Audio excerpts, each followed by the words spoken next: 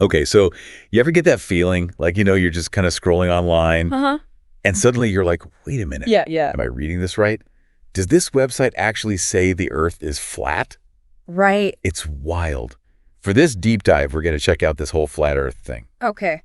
You've actually sent in some really interesting articles on this. Yeah. Including one that's called The Deception of the Flat Earth Theory, a Biblical Reflection. Mm-hmm. And it seems like you're interested in not just the science behind it, but like the theological arguments too. Yeah, it's fascinating, actually, how this theory kind of intertwines with interpretations of biblical texts. Mortally. It's like, are we talking physics or philosophy here? Yeah. Yeah. This article, it jumps right into how some flat earthers, they point to verses in the Bible that describe the earth as God's footstool, or talk about the pillars of the earth. Mm-hmm.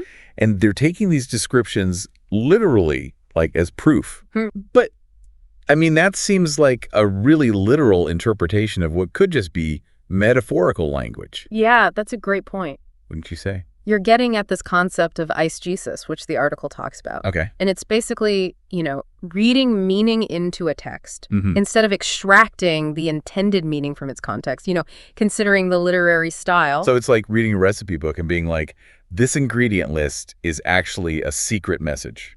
Well, maybe not that extreme, but yeah. Imagine reading a poem like about a ship plowing through a sea of troubles, right? Huh. We understand that metaphorically, right? We don't actually think someone hooked their sailboat up to a field. Okay, that's a hilarious image, though. Yeah. So applying that to these Bible verses about Earth, you're saying that terms like footstool and pillars, those might be more about expressing God's power. Yeah. Like his majesty as creator. Exactly. Rather than actual descriptions of the planet's shape. Okay, so the article really emphasizes that context is key here. Absolutely. We can't just like rip these verses out of context and be like, aha, see, flat Earth. Exactly. That makes sense. It's like trying to understand, I don't know, Shakespeare without knowing anything about Elizabethan England. That's a great analogy. So it's not even really a debate between a flat Earth and a round Earth, those biblical passages. Right. It's more about like God's role as creator. Exactly, yeah. But what about like the actual scientific evidence? Right. Where does that fit into all of this? Well, the article gets into that too. Okay. And it starts with, honestly, a really simple but compelling observation. Okay. How we actually see the sun and the moon, rise and set. Yeah, you don't just like flip a switch and the sun's just right there. Exactly. It's not instantaneous. It's just gradual appearance. Yeah. You see the sun slowly emerging over the curve of the earth. Right. And this wouldn't happen if the earth were flat. It'd be like, If the earth were flat, the sun would just become a larger and larger disk in the sky as it moved closer. right, like that makes sense. Yeah.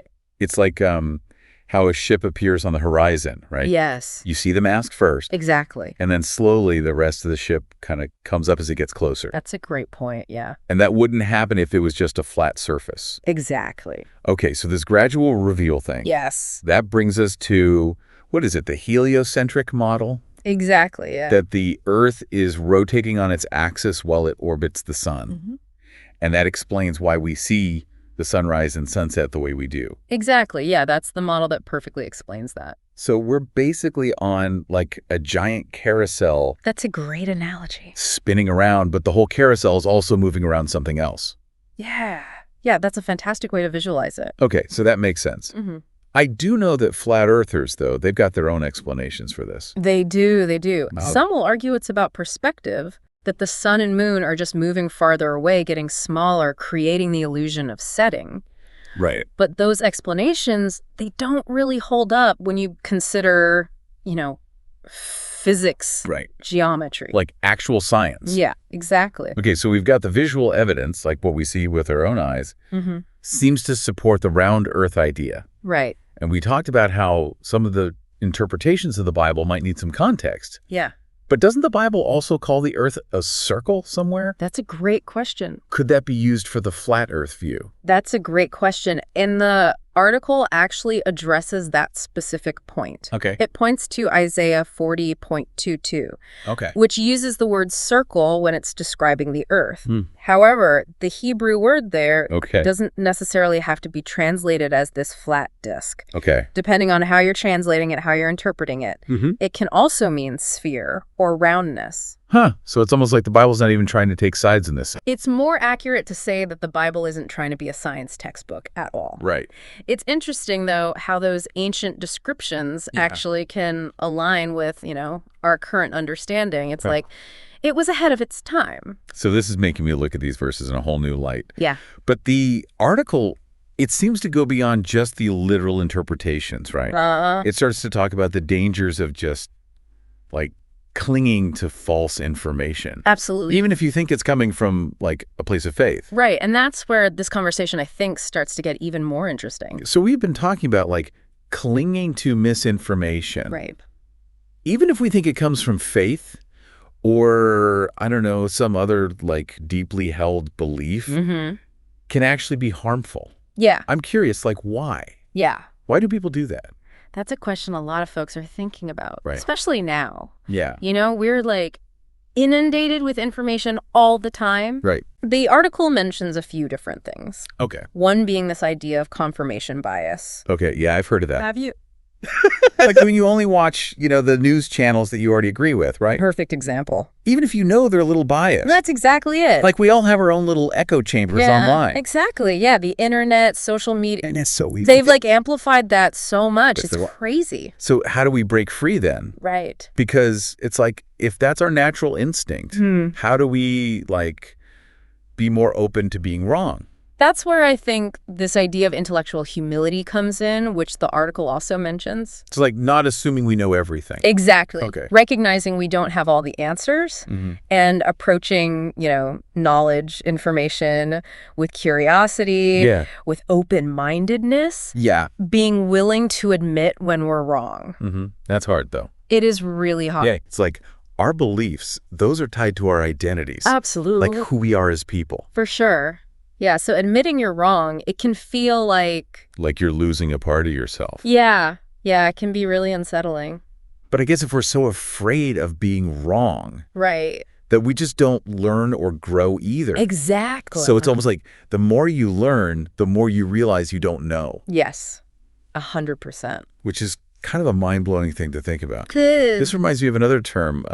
The Dunning-Kruger effect, right? Oh, that's a good one. I think that's what it's called. Yeah. That's the more or the less you know. The less you know, the more confident you are. The more confident you are. Yes. Which is like a recipe for disaster. It can be, yeah. So someone might believe in the flat earth theory because they don't actually know the science. Exactly. That's a great point. That disproves it. Yeah. They overestimate their knowledge. Which, again, I think we all do that to some extent. We all do in different areas, for sure. Right. It's only when we kind of are able to recognize that, maybe I don't know everything about this. Right. That you can actually start to learn. So how do we cultivate that? Right. This intellectual humility? I think, one, it starts with recognizing we all have those biases. Okay. Like no one is immune to that. Just being aware, I guess. Exactly. And then starting to ask yourself those tough questions. Like, why do I believe this? Okay. What's the evidence? Yeah. Am I open to hearing other perspectives? It's like instead of just assuming, oh, yeah, this is true because it's familiar, it's actually like taking a second look. Yeah, challenging your assumptions. Right. Being willing to kind of really dig into that. Which can be kind of scary. It can be. But also exciting. It can be exciting, too. Because it's like, oh, what else is out there? Yeah, what other possibilities are there? What other ways of looking at this are there? Speaking of what's out there, like everywhere you look now, it's misinformation.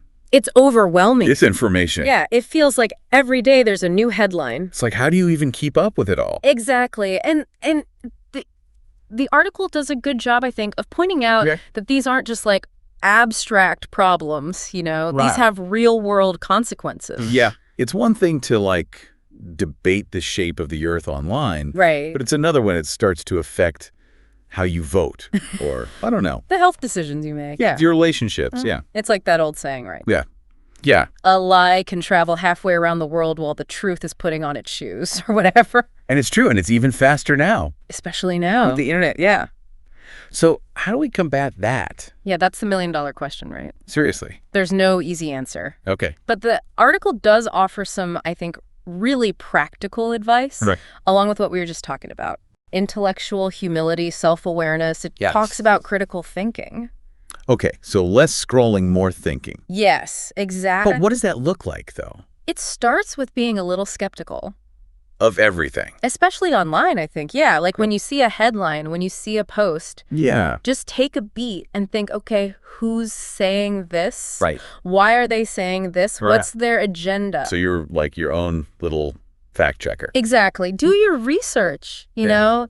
Don't just take things at face value. Mm-hmm. Even if it's from a source you, like, generally trust. Even then, I think it's good to look at other perspectives and Alright. be wary of anything that just seems too good to be true. Right. If it sounds too good to be true, it probably is. Exactly. So we're being intellectually humble, asking critical questions, Yeah. checking our sources. What else can we do? I think one of the most important things is to really diversify that information diet. Okay, so not just staying in your echo chamber. Exactly, exactly. Go outside of that comfort zone. Even if it's a little uncomfortable? Even if it feels a little awkward, Right. expose yourself to different viewpoints. Okay, so it's not about, like, shutting down conversations. Oh, no. It's about being open to them. It's about leaning into those difficult conversations. You might even find some common ground. You might. You really might. Or if not, you at least come away with, like, a different perspective. Absolutely, yeah. Okay, cool. So we covered a lot today. We did, yeah. It's been fun. It has. It's been really interesting. It's been a really interesting deep dive. And I think, for me, the biggest takeaway is just, like, Yeah. it's not even about the flat earth thing. It's about how we approach everything. 100%. Like, with that curiosity, that open-mindedness, Yeah, that willingness to learn. And I love that you said journey. Yeah. Because it is. It's ongoing. It's lifelong. It's not like you just arrive and you're like, okay, I'm intellectually humble now. I'm good. Exactly. It's a practice. You're going to keep working at it. Yes, exactly. So the next time you find yourself, going down a rabbit hole on the internet, Yeah. engage that critical thinking. Check those sources. Absolutely. And be open to, maybe changing your mind. Exactly. Awesome. Well, thanks for coming and doing this deep dive with me. This was great. This was a lot of fun. Thank you for having me. And to everyone listening, until next time, happy exploring.